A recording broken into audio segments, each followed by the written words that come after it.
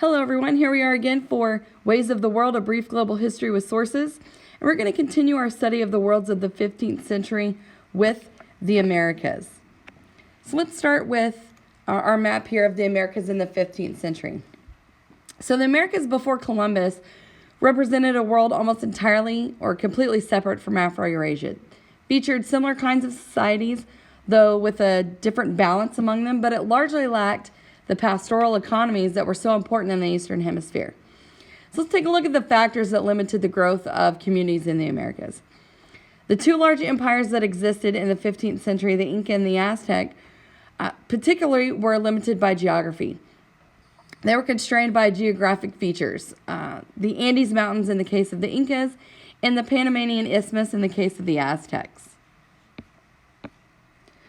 Let's look at the Aztec Empire. The Mexico were a semi-nomadic people who migrated southward from northern Mexico, established themselves on an island in Lake Texcoco by 1325, and built themselves up and established a capital city of Tenochtitlan. The Triple Alliance in 1428 is where the Mexica and two other city-states united and launched a program of military conquest and conquered much of Mesoamerica in under a century. And Aztec rulers claimed descent from earlier peoples, and the empire was a loosely structured but unstable conquest state. There was a population of approximately 5 to 6 million. They conquered peoples, paid regular tribute, and Tenochtitlan had approximately 150 to 200,000 people. And there were a local and long-distance trade on a vast scale. Trade included slaves, many intended for sacrifice, and human sacrifice was much more prominent in the Aztec Empire than in earlier Mesoamerica. I'm going to mispronounce this. Tlaxcala. I'm sorry, I mispronounced that. 1398 to 1480 is credited with crystallizing ideology of the state, giving human sacrifice such importance. And here it created an important philosophical and poetic tradition that focused on the fragility of human life. All right, Aztec women. Within the home, Aztec women cooked, cleaned, spun and wove cloth, raised their children, and undertook ritual activities. Outside the home, they served as officials in palaces, priestesses in temples, traders in markets, teachers in schools, and members of craft workers' organizations. This domestic image comes from the 16th century Florentine Codex, which was compiled by the Spanish but illustrated by Aztec artists. So what similarities in the role of women occur within warrior societies such as the Spartans and the Aztecs? Because men in both societies were occupied with warfare, women were likely to be involved in managing day-to-day life. In Aztec society, an upper-class woman who died giving birth to a son was elevated to almost mystical status, such as Spartan women were revered as the mothers of warriors. Spartan women could inherit property. One estimate is that women owned 1/3 of all Spartan land, and married Spartan women were often bore children for older childless males to provide more warriors. The Aztecs were monogamous. Spartan women had the freedom to engage in athletic competitions, and Aztec women could engage in trade and occupied religious leadership positions. All right, the Inca Empire. Quechua speakers established the Inca Empire among the length of the Andes.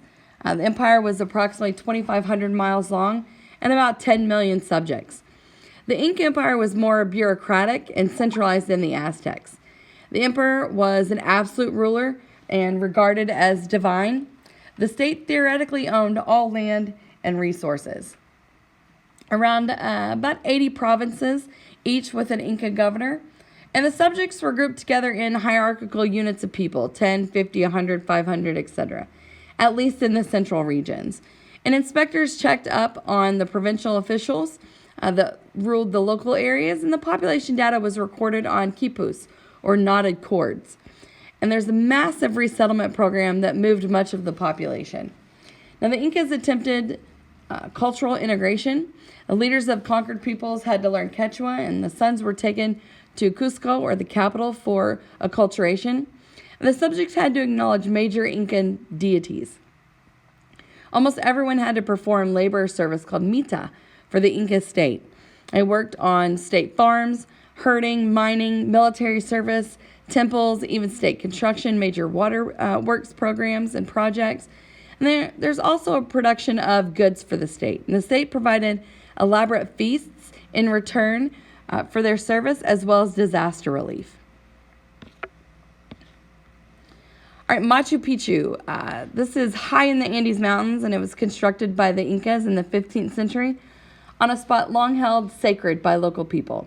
Its 200 buildings stand at some 8,000 feet above sea level, making it a quote-unquote city in the sky. It was probably a royal retreat or religious center rather than a location serving administrative, commercial, or military purposes.